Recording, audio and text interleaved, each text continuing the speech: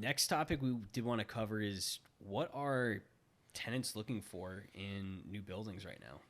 It's a good question and really depends on what they do for business. But there's a multitude of factors they're going to be looking for. And if you're an investor, you should be looking for it too, because you want to make sure your building's as leasable as possible. One of the most important is power. So especially if it's a manufacturing use, people are going to want to know if it's single phase or three-phase power. Yeah. And how much power is on site. If there's not a lot, can it be brought in from the city? That's a really expensive thing to do.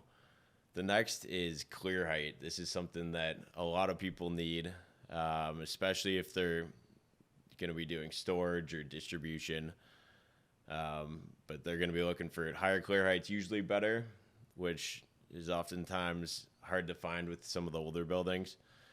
They want to know if there's grade level loading or a truck well. Yeah. If they're getting a lot of deliveries, they're probably going to want a dock or a truck well. Some uses out there also need air conditioning. Yeah. Not a lot of buildings have it. And if you do have it, that's a huge marketing feature, big plus. The next is highway access, which obviously there's only so much room along the freeway for buildings, but another important feature.